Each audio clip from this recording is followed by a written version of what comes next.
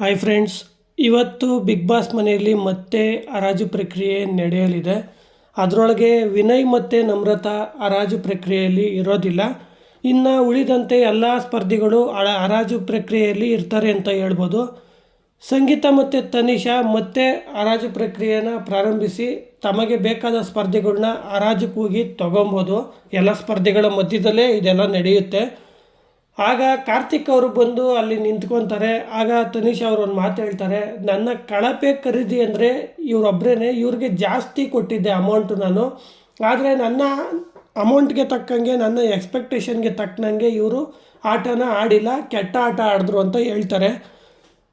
ಈ ರೀತಿ ತನಿಷಾ ಅವರು ಹೇಳ್ತಿದ್ದಂಗೆ ಮನೆ ಒಳಗಡೆ ಇರೋ ಸ್ಪರ್ಧಿಗಳೆಲ್ಲ ಫುಲ್ಲು ಶಾಕ್ ಅಂತ ಹೇಳ್ಬೋದು. ಯಾಕಂದರೆ ಕಾರ್ತಿಕ್ ಅವರಿಗೆ ಆಟ ಆಡೋದಕ್ಕೆ ಚಾನ್ಸಸ್ ಸಿಕ್ಕಿಲ್ಲ. ಒಂದೇ ಆಟದಲ್ಲಿ ಅವರು ಏಟ್ ಮಾಡ್ಕೊಂಡು ಆಚೆ ಉಳ್ಕೊಂಡ್ರು. ಸೊ ಹಾಗಾಗಿ ಅವ್ರಿಗೆ ಅಮೌಂಟ್ ಜಾಸ್ತಿ ಕೊಟ್ಟಿದ್ದೀನಿ ಅಂದ್ಬಿಟ್ಟು ಅವ್ರ ಆಟನ ಕಳಪೆ ಅಂತ ತನಿಷಾ ಅವ್ರು ಹೇಳಿರೋದು ಎಷ್ಟರ ಮಟ್ಟಿಗೆ ಸರಿ ಅಂತ ನನಗಂತೂ ಗೊತ್ತಾಗ್ತಾ ಇಲ್ಲ. ಮತ್ತು ಹರಾಜಿನಲ್ಲಿ ಕಾರ್ತಿಕ್ ಅವ್ರನ್ನ ಸಂಗೀತ ಅವರು ಸಹ ತಗೊಳ್ಳೋದಿಲ್ಲ. ಯಾಕಂದರೆ ಸಂಗೀತ ಅವರು ಅಮೌಂಟ್ ಕೊಟ್ಟ ಮೇಲೂ ಸಹ ಅವರು ಬೇರೆ ತಂಡಕ್ಕೆ ಹೋಗ್ತಾರೆ ಅಮೌಂಟ್ ವಾಪಸ್ ಕೊಟ್ಟು.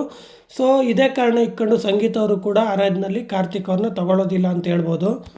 ಆದರೆ ನನಗೆ ತನಿಷ್ ಅವರು ಕೊಟ್ಟ ರೀಸನ್ನು ವ್ಯಾಲಿಡ್ ಅನಿಸಿಲ್ಲ ಫ್ರೆಂಡ್ಸ್. ನಿಮಗೆ ಏನಿಸ್ತು ತನಿಷ್ ಅವರು ಈ ರೀತಿ ಹೇಳಿರೋದು ಅಂತ ಕಮೆಂಟ್ ಬಾಕ್ಸ್ನಲ್ಲಿ ತಿಳಿಸಿ. ಹಾಗೆ ಈ ವಿಡಿಯೋ ಇಷ್ಟ ಆಗಿದ್ರೆ ಒಂದೇ ಒಂದು ಲೈಕ್ ಮಾಡಿ, ನಮ್ಮ ಚಾನಲನ್ನು ಸಬ್ಸ್ಕ್ರೈಬ್ ಆಗಿ ಸಪೋರ್ಟ್ ಮಾಡಿ ಅಂತ ಹೇಳ್ತಾ, ಓಕೆ ಬಾಯ್ ಫ್ರೆಂಡ್ಸ್.